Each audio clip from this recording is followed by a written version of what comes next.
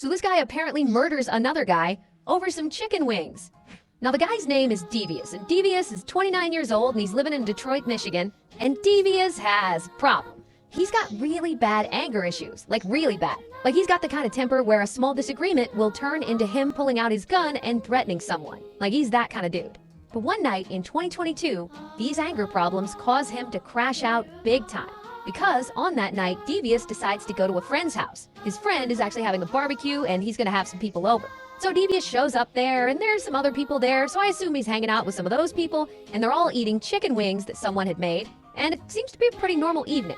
But then he starts interacting with this guy, Ronnie. And Ronnie, he's just another dude at the party from what I understand. He's just there, having a good time. And so Devious and Ronnie start talking and chatting it up, and at some point, the conversation turns to chicken, specifically barbecue chicken wings. It seems like these two guys don't agree on chicken wings at all. Now, we know this conversation is about wings, but there's no reporting on exactly what was said. Maybe one of them took the last wing, maybe one of them said drumsticks are better than flats, maybe one of them said that the other one's grilling technique was weak. We genuinely don't have that information.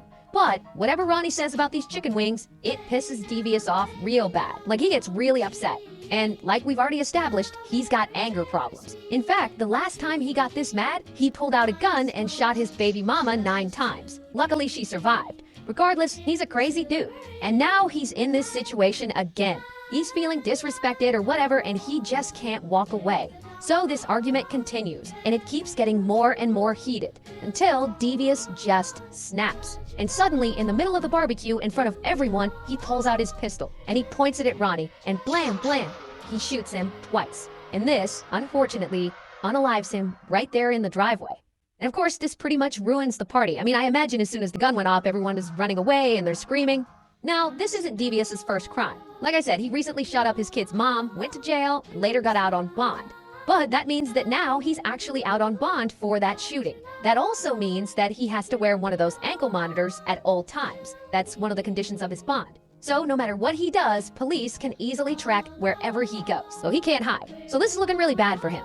Regardless, he doesn't want to stick around at the scene of the crime. So he jumps in his car and he flees the scene. Next, I guess he drives over to his girlfriend's house and he stashes his gun there. Now, by this point, people have called police and paramedics, so police are all over that party. And they're questioning people, trying to figure out exactly what happened. They're trying to figure out who the shooter is. And pretty quickly, they learn that the guy they're looking for is Devious. About a day goes by, and because of his ankle monitor, police have tracked Devious's location, and so a bunch of officers head out to find him. And at this point, he's hiding out at someone's house. I'm not sure who that someone is, and I don't know if this is a coincidence or Devious hears police coming, but either way, he's not trying to stay at this house he's at. He's gonna flee. So he gets into his car and he's pulling out of the driveway, and that is when the police pull up. So they put on their light because they're trying to pull him over. But Devious, he's not trying to stop and have a chat with these officers, so he speeds away and they follow him. And he keeps driving and they stay after him. And this turns into a whole high-speed chase. And Devious is leading them through his residential neighborhood, going 65 miles an hour, probably dodging pedestrians, blowing through stop signs and whatnot. And I don't know what his end goal is here, but it's clear that this man doesn't want to go back to jail. But then, as he's driving, I guess, Devious gets an idea. He's thinking that maybe he can hide at, I believe, a family member's place that's within driving distance. So he speeds over there, and he pulls up to the house, and he ditches the car, and he runs right inside. And of course, police follow him straight there, and they get out, and they surround the place. Meanwhile, Devious is inside, and there are some other people in there, including a 2-year-old girl. And this 2-year-old girl is allegedly his niece. And that is when he gets another idea. Instead of just hiding at this house, why not take this little girl hostage? So he grabs this toddler and he runs upstairs and he barricades himself in a room with her. And now he is officially in a standoff with police. And police, they're taking this very seriously. They gotta bring in all the officers and the armored trucks and So these officers, they're all outside and they start trying to negotiate with him. They're like, "Come out peacefully! Release the kid! Nobody else needs to get hurt!" But Devious isn't trying to hear all that. He is not coming out. And so hours go by, and he's just sitting up in that room, just with this young hostage. And at this point, it seems like friends and family members have joined police, and they're trying to convince him to come out of the house peacefully. Come outside! Come outside! Come outside! Now, at one point, police, they're trying to negotiate with Devious, and it seems like he's finally ready to make a deal. And I guess he's yelling his demands out the upstairs window, and he yells to the police that he'll let the 2-year-old girl go if they bring him a pack of cigarettes. So he wants to trade his hostage for some smokes. And for some reason, from what I read, police say no. Like, wouldn't you want to do everything you can to get the little girl out of the hostage situation? Just give the guy his cigarettes. What are you doing? Anyway, so the standoff continues, and it seems like Devious is going to stay in there for as long as he can. The hell, he might not ever come out.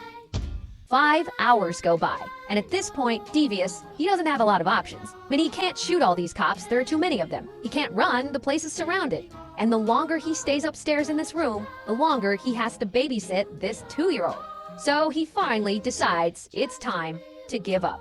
However, so he grabs his niece and he goes to leave the house, and instead of walking out with his hands up, Devious walks out of that house holding the 2-year-old girl directly in front of him, using her tiny body as a human shield so that the cops don't shoot him. And luckily, eventually, police are able to safely get the little girl away from him. Here is some footage of one officer carrying her away. We hope she is good and safe. Anyway, once she is safe, bam, police arrest Devious. Here's his mugshot. And eventually, police go and they search his girlfriend's house and they find his gun, aka the murder weapon.